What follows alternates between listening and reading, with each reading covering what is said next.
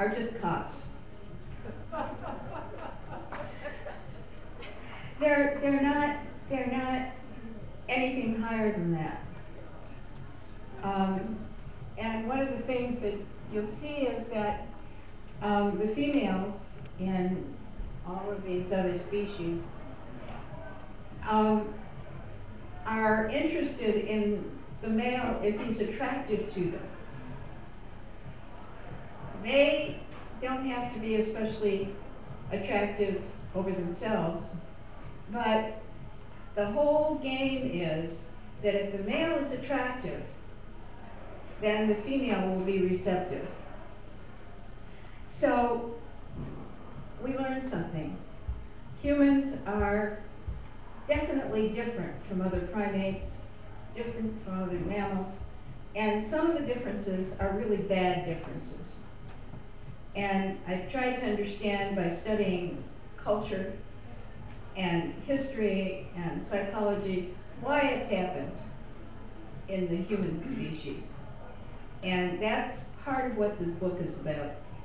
So, as you can see, we've got some of our cousins up there. And that leads me to the next part of this exposition about the book. Oh, by the way, before Fergie and her lover got into this foot-sucking stuff, these macaques in Indonesia were doing it. And they seemed to enjoy it. And I didn't see any photographers other than myself trying to put their picture on the front page of the Times of London for engaging in this kind of erotic behavior. But of course with Fergie it was different. So the next thing I want to point out is I'm trying to understand why, there we go. I'm trying to understand how we evolved into the kind of societies we have. I took an informal culture, which is on that side, with all of the characteristics of the society, the mores, the morals, etc., and the language, and see that they all combine into a legal system. And when that legal system moves from being a tribal system into being a nation, a formal system, with all of the various institutions around it, as well as the economic institutions, that is when it happens. It's a little bit like when does the egg become a chicken?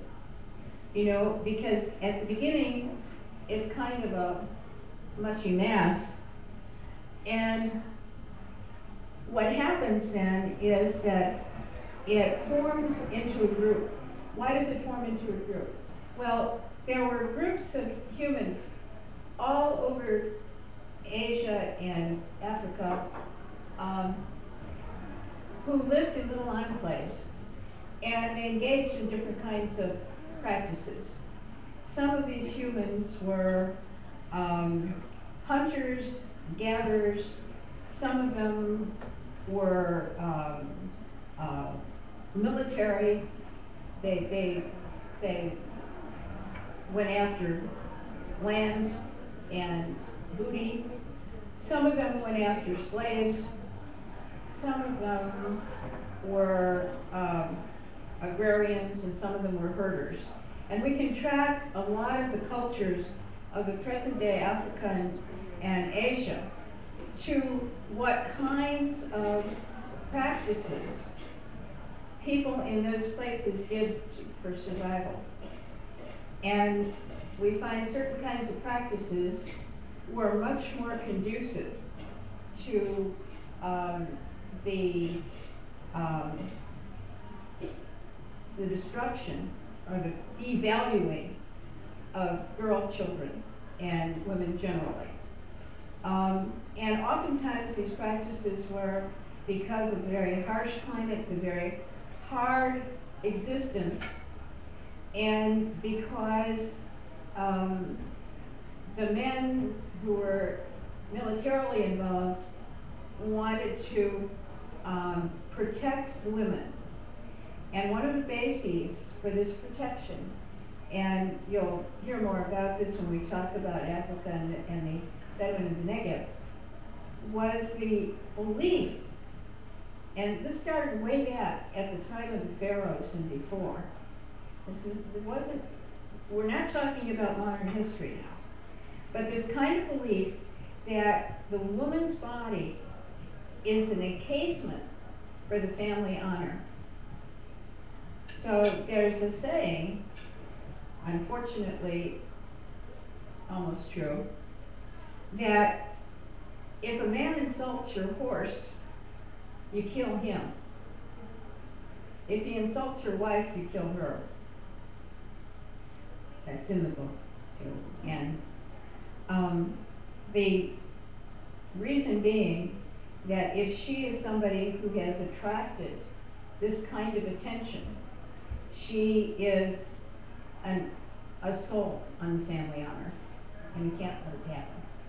So we'll get into that some more, but you see, this comes from way behind, way back.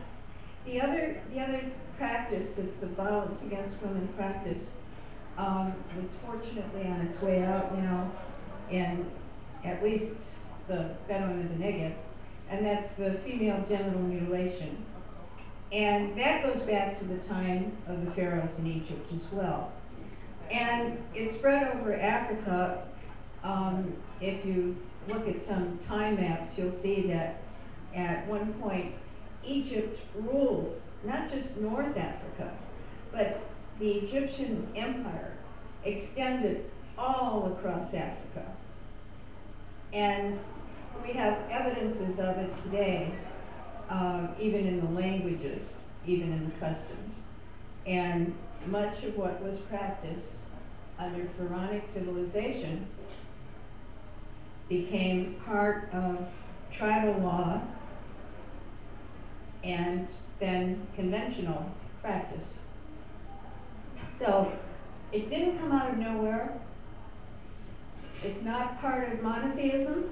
Monotheism, in fact, tried to do away with some of these practices against women, but they persisted. And as I'm going to ask my friend, Dr. Sheila Jahan, to talk about in Afghanistan, when we're dealing with Pashtun practices and with tribal law versus Islam. The tribal law precedes Islam. It becomes the practice. So these things have persisted. Sometimes they're part of what allows for survival of the groups. And as I learned when I was a guest of the Bedouin Lakia, Solomon Elbador's family, and he'll talk about it in a minute. I learned that the desert is a very cruel environment. It's very cruel. The sand blows all day. The wind blows all night. In the daytime, if you're out, you have to keep your face covered. Or, you just get blasted. At night, it's so cold that you need all the covering you can get. So it's not a kindly environment. It's a place where people have to protect themselves. They have to protect the least able amongst them to barely survive.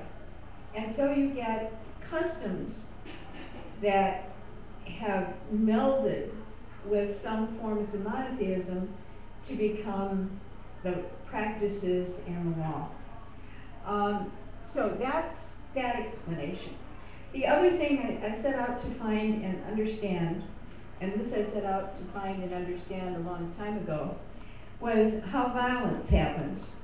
Because all of my studies, my books previous to this one, have been on violence.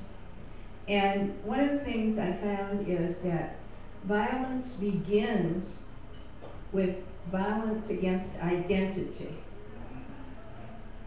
Violence against who you are and who you see yourself as being becomes threatened. And then it escalates, and it becomes violence all the way up to the level of genocide. That's the path of violence. And violence against women is pervasive in societies where there is also violence against minority groups, minority identities. And one of the kinds of examples of that is, if you look, you can look to the right and to the left on that. It's not the province of just rightist or leftist. But one example of that was in fascist Germany, where you might not realize it, but the women, Aryan women, valued only because they could breed Aryan children, they were sent out to a farm to be bred by good Aryan soldiers, good quotes. And that was one of the beginnings of the violence against identity. And then, of course, we know what they did with Jews and Roma and homosexuals. Horrible, horrible. It escalated and it became violence, genocide.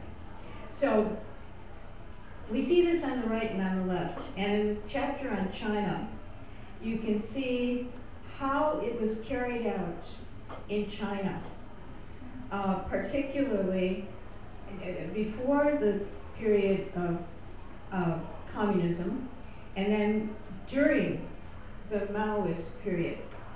And the horror of it is still with people in China. It's not as though you can get past it. It's a horrible kind of cultural psychology, we'll call it that. So that's violence, and that's the other thing I set out to look at. And in practically every instance, we see that violence is directed at the least protected, or the people against whom violence will be the least punished. And this is the other point of the book. The subtitle is a case for gender protection. We find that sanctioned violence happens if there is no, if there's no punishment, if there's no enforcement of the law. And you'll hear about what happens and what can happen when the law is enforced. Okay, you can have gender equity, and that's fine in itself. But unless that is truly enforced, it's meaningless. You've got places like India, for example, that have on the books gender equity. And yet, elderly women are thrown out to beg and prostitute themselves because their material goods, when their husband dies, revert to his family. They have nothing. Baby girls are strangled at birth. this has to be enforced or it doesn't count for anything. So enforcement is a very big part of it, and part of what the book was intended to do was to raise some questions about whether we can, as an international society, demand through the United Nations, through all of the international vehicles for law, the enforcement of gender equity and enforcement of prevention of violence against women. So those were the basic points in writing the book. And now I'd like to take you to Africa with me. And there were 3 examples in the book of African women. By the way, this book is psychology as well as sociology and anthropology and all of the ologies. I tried to bring them all together. African women are probably, I mean, you can't say that any particular group is the most victimized of any. But life for a woman in Africa is extremely dangerous and extremely tenuous for all of the reasons I've just described.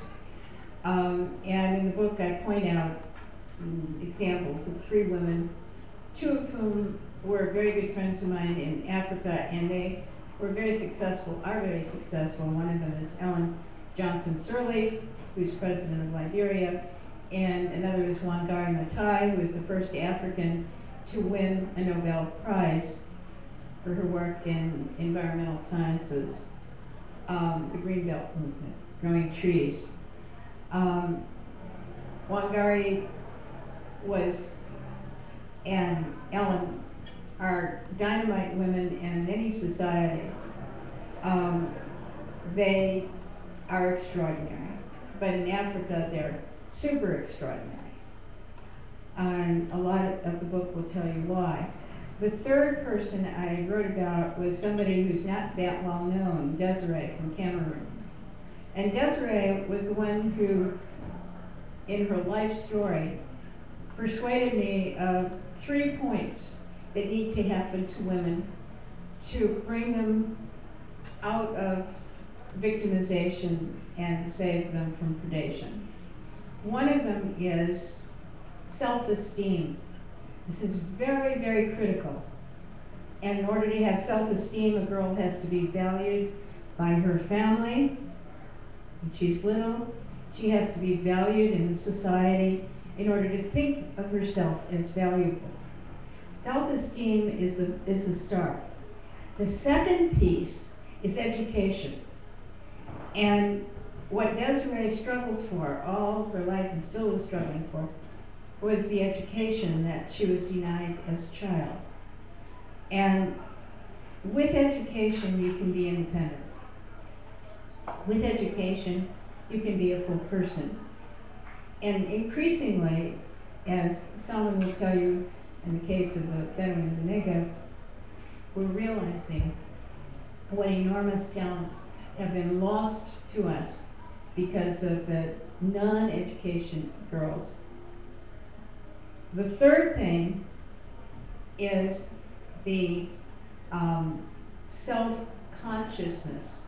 In other words, to be conscious of yourself, to know yourself, and to know yourself as valuable, of course. So these 3 things have to happen for a woman to become an Ellen Johnson Sirleaf or a Wangari Maathai. And it happens very rarely in Africa. Very rarely. Okay. Africa is still living under tribal law, predominantly under tribal law. And there's not even the beginning in most African nations of enforcement of gender equity. I give an example in there of how I was on a development project in Kenya, which is supposed to be one of the most highly developed African countries. Um, and it is in many respects.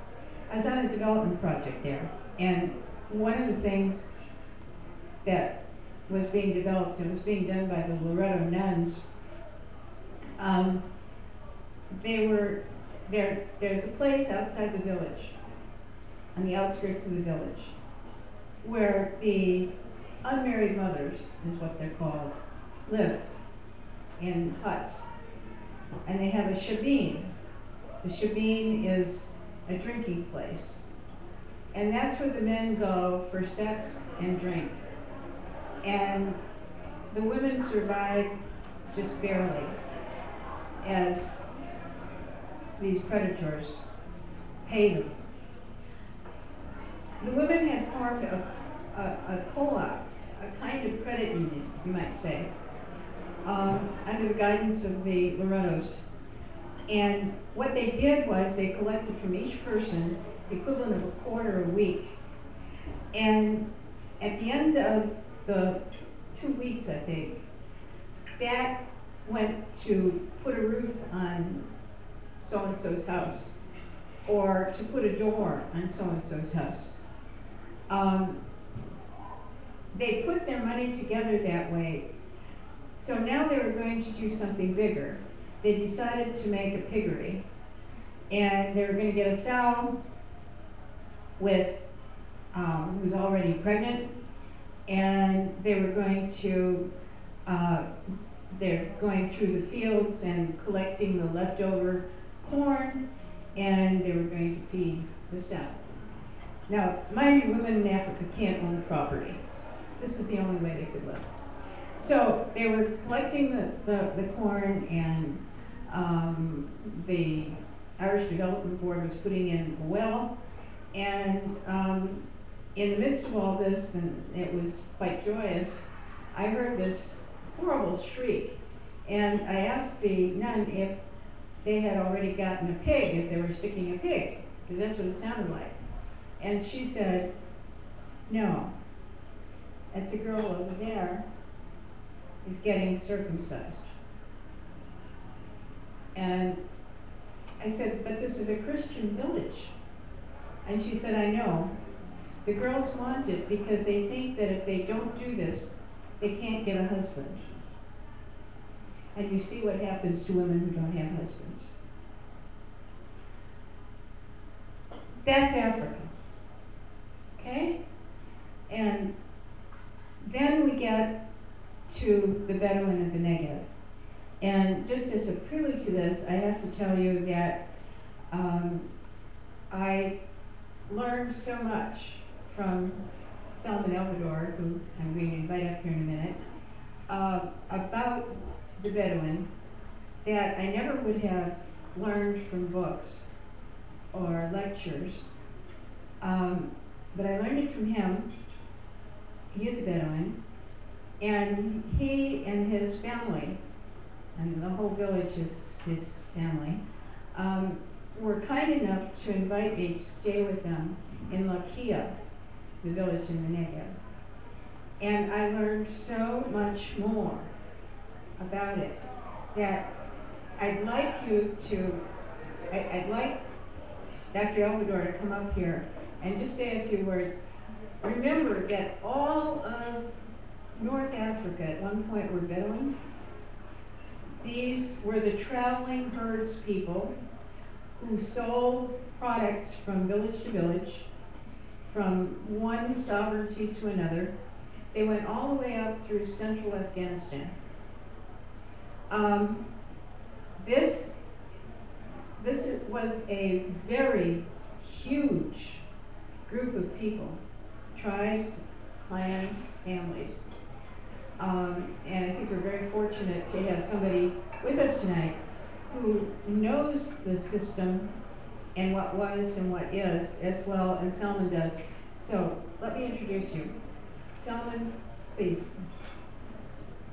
I'm going to take the, come on, Mike. Is that a mic? Yes. Wow, I was not prepared even to speak. Let us speak, I like, I really enjoyed reading some segments of your books. The issues of violence, it's really not culturally bound. Even in America here, I think, in fact, statistics says the most violent society is the American society. Guess what day? What day of the week is the most violent day? Anybody can raise his hand. Super Bowl. Sunday. Sunday. Sunday is the right answer. Where in the house is the most, violence happens? Can you speak in? Yeah. Yeah. Yeah, so it's Sunday, sorry. Sunday, where in the house the most violent spot? In the kitchen. In the kitchen Sunday. Back to the issues of violence, I think, Rona field is really a little bit, the book is really very interesting. It's very innovative. But the idea that, the main focus of the book is a little bit about culture. Issues of violence is really a little bit, I see violence as absolutely ecology system. Different level of systems really producing or predisposing people to violence, I like the way that you see it from ecology perspective, distant factors, culture, Islam, non-Islam, or pre-Islam, but also there are also community factors, there is also family risk factors, and we need to see it in a kind of ecology perspective. Ecology perspective, that means we have really distant factors like culture, like all culture. We have the proximate factor, we're speaking about poverty, family size and all of this.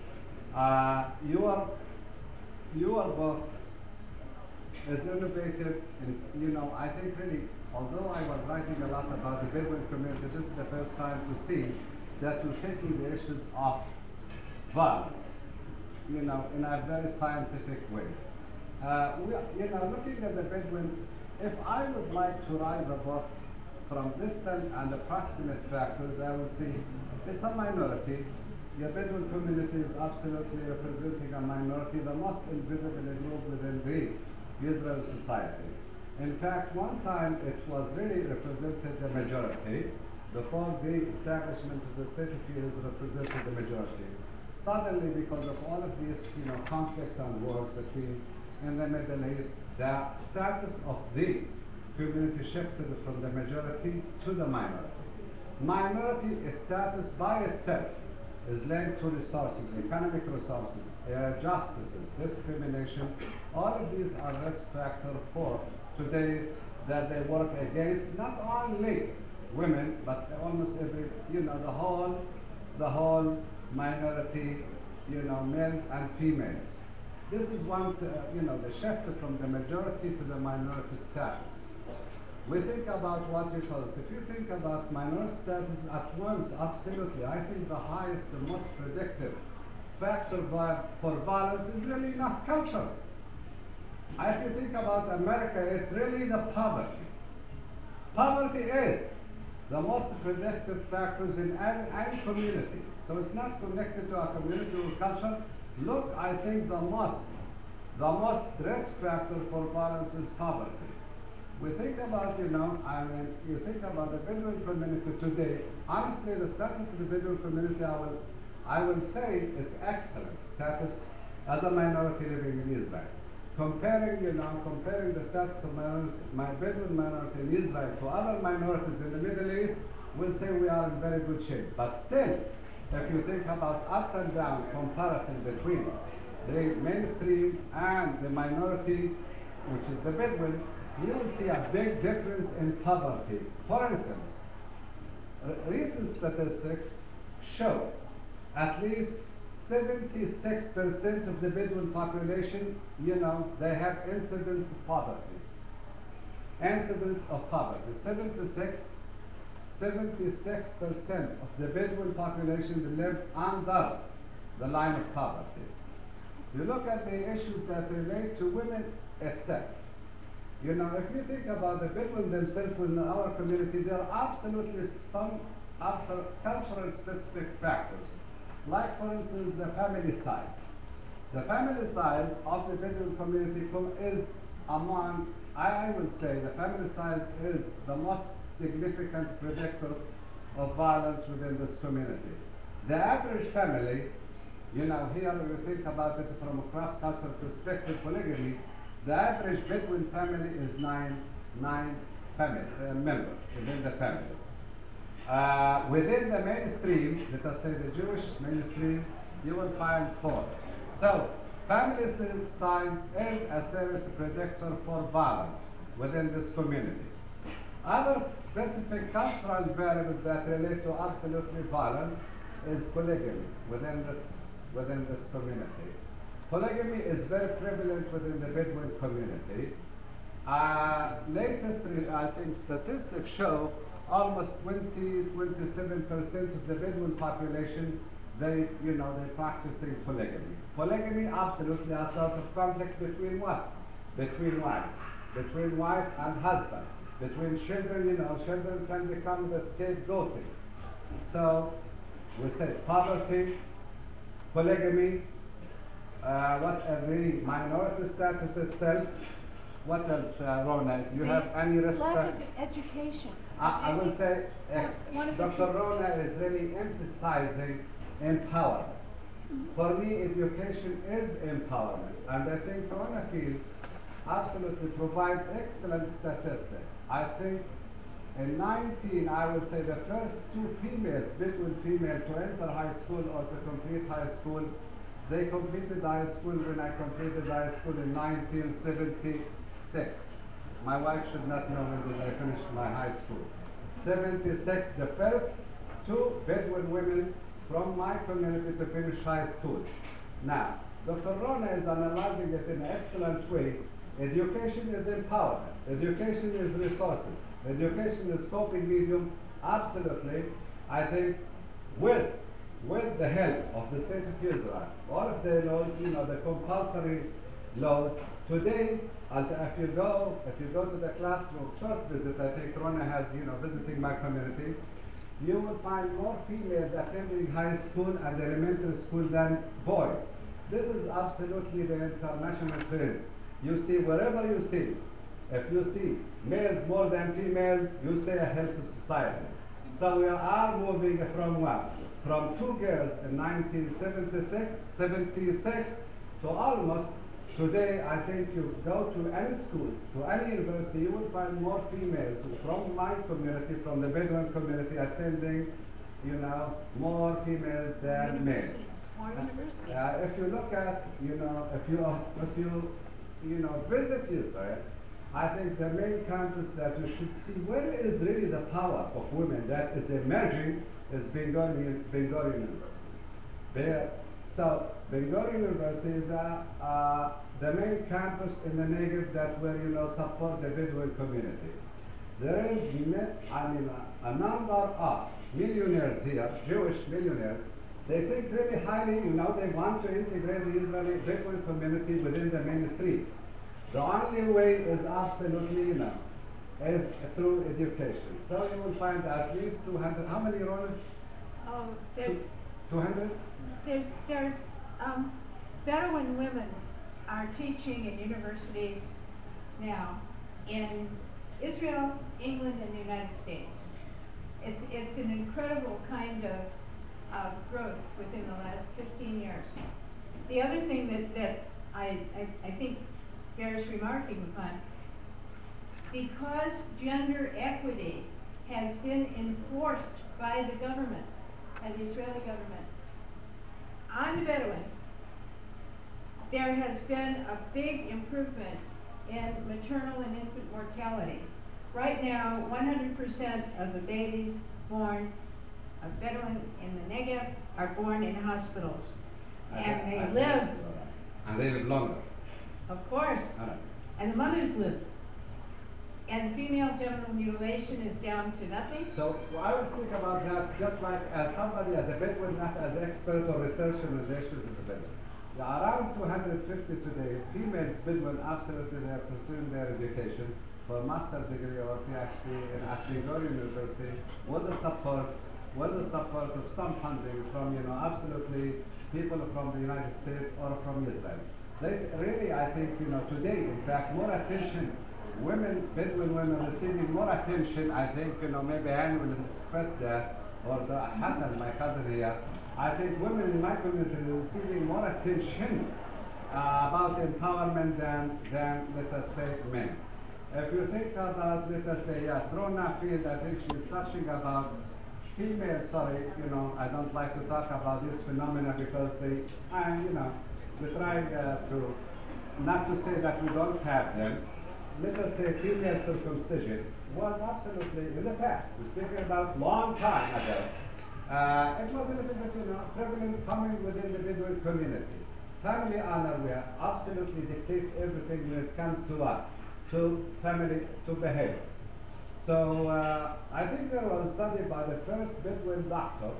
There were almost all the tribes. I think we had about 27 tribes were practicing. How common we don't know, but they practice.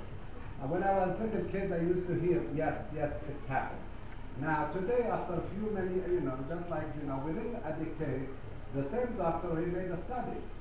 Whether this phenomena is really fading away or not. Out of these 27, absolutely amazing, they did not detect one tribe or one family member that having this practice. And this practice, as Dr. Rona Field says, is really not really culturally Bedouin bound phenomena. It's pre-Islamic. It's related to status one time. So the whole phenomena of female circumcisions absolutely disappeared while it's still common in Jordan. It's still common in Egypt. 100% in Egypt. So when we speak a little bit about, I think, here, I think, we need to pay attention to the Israel law that is really equalizing the genders. Let us think about the issues of polygamy is a little bit also as a common practice in the past and continue. It's supposed to be fading away. Listen to this. I'm telling you, this is what Dr. Rona found in one of her studies. Education is supposed to repress this phenomena of polygamy because it's empowering. But absolutely, it does not flow with the logic. Today, with all of the respect of education, with all of the empowerment of the women, the issues are maybe the Islam, influence of Islam from Gaza, Islamist, movement from other countries, despite the fact that women are becoming, attending schools, you will see the phenomena of polygamy is absolutely 100%. You don't know about it in Israel, but it is what? Increasing. I don't know why it's increasing. Absolutely, you can say what? Some of our men, they go to Europe. I am married to an American woman. Lots of, young guys, they start going to where? Across the borders to seek education. But when still, women, because of family honor, still, have to be what? In the domestic domain, they continue to be in the negative. So, there is a stigma, serious stigma about women who are not married, or as women who are not divorced. So the best way is to be what? To be in a polygamous marital structure rather than to be labeled by the community, which is collective, and the stigma is killing them when it comes to be, if they want to stigmatize a woman or a man. But can I tell them the joke at the end of the story? Yeah. Okay. There is a joke. No, It's a terrible joke. Okay, just like the rape joke is a terrible joke. What's happened is that boys can only be disciplined by men, right? In the society. So it used to be that their teachers, they had male teachers, and they would discipline the boys using corporal punishment, of course. And what happened is that as educational levels improved and Bedouin men could get jobs in professions and businesses and so on, fewer and fewer men were teachers or are teachers. So what happens when a Bedouin boy misbehaves? Female teacher can't discipline him. It's illegal also to use corporal punishment. and they have a problem. Now, this is where it gets to be just like it is in inner cities in the United States, and in a horrible way. So the boys that don't behave get expelled from school. Now, without an education, you can do nothing, male or female. So you've got a lot of these boys whose prospective earning power is gravely diminished because they haven't got the education and they got kicked out of school because they couldn't be handled. So this is the bad joke at the end of the story. That's one of the reasons there are more young women in school than young men in Lakia and elsewhere. And in inner city Washington, D.C. I think, Yeah, go ahead. I'll summarize it, if you think about, absolutely violence, any type of violence, whether against women, whether against children, whether maltreatment, emotional abuse, sexual abuse, it's really complex. Honestly, you cannot say one factor leads to the phenomenon. It's more complex phenomena. If you think about it in a linear way, one factor leads to this problem, forget it. It's more complex. And therefore, I think the best way that Dr. Rona analyzed it from different, what I will say, ecology. She did not put the word ecology, she put different systems. Me, I am, clinical psychologist, child psychologist, see it as ecology. If you analyze it two levels, distant, and Rona, I think she spoke about the culture, the pre-Islamic culture, distant factors. And those proximate factors, we shall say what? Family size, poverty, education. But again, if you think about all of these you can also analyze them based on what? Classify them risk factor and protect factor. I think with time you will see that the Israeli government, with all of my, honestly, minority always blaming mainstream government. But if you think about it in a kind of really, a little bit in a very positive light, whether intentionally or not intentionally, the fate of women and the well-being of Bedouin women is improving, and I think Samira here, she can really, say more about it. I think my wife, Jenny, as American living within the Bedouin community, maybe she is the best observer to see what is emerging trend. If you think about it, there is improvement. I think what I like Dr. Rona thinking. This is my first time to encounter that we have two systems. The Israeli system, which is supposed to be equalizing. Listen, Israel is Western like here, equalizing everything. And I think really the right of women is receiving really serious attention, especially in times of peace in Israel. But the Bedouin there's community, one problem. let me finish the other one, and then Please. we'll finish the problem. The other one, the Bedouin community, if you think about it culturally, it's more protective of women. We should not label them as abusive old cultures or, all of this tribal is, has connotation. But the tribal system supposed to be a very protective system. And today I think partial explanation for the abuse is the collapse of the tribal system. Today we're becoming like America. One factor of an American culture is individualism. You don't know what goes behind the screen in your neighbors or your next door, friend or a family. This is what happened. One serious factor is absolutely that is happening today. We emerging like the American. Individualism, resources, economy, competing. So the extended family that's supposed to be absolutely shield against violence is collapsing. Therefore, we have risk factor, we have protective factors. And I think, the phenomena is so complex. Did anybody do, which is really, this is your next step, hopefully we'll find you some money, is the rate of violence? This is the good question. We can explain it. You don't have a kind of what we call this pre-measure to see whether the violence is increasing or decreasing. I will say she is giving right now, this is the baseline that Dr. Rona Field is really showing. We have a baseline. Hopefully you will live other 50 years And you will see whether this is the virus increasing or decreasing, or other researcher. I really thank you for this, you know. Listen, she went 3 days to my community and she produced an excellent, significant piece that will be cited even by the Bedouin themselves who are scholars. Thank you, Dr. Rona. Keep working. We can buy you a ticket. Go and find something more, you know, as long as it's empower women, empower. I think, again, our community, I like her definition. Minority within minority within minority women. They are minority within the Israeli system as minority. They are minority within the Bedouin community, so they are the most what? Invisible, and you are bringing this problem too.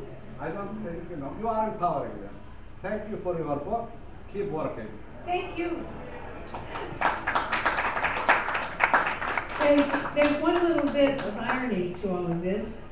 While the Israeli government is enforcing gender equity among the Bedouin, they're not enforcing it amongst the ultra-Orthodox Jews. And the incidence of violence against women in the ultra-Orthodox community and gender inequities has risen. And the status of women in the ultra-Orthodox communities and where they're trying to enforce it politically in all of Israel is back to the Middle Ages. So the Bedouin are now in the 21st century, and ultra-Orthodox Jews are back in the Middle Ages, up and down. And it's tragic, but you've got a baseline to look at. You just look at the difference in these two communities and what's happening. And it has to do with enforcement. So I'm going to skim through the rest of it very quickly. The next place I looked at after the Bedouin was Afghanistan, but my research really started in a way in Afghanistan. And one of the people who's here this evening, Dr. Sheila Jahan, was critical in my getting involved with it.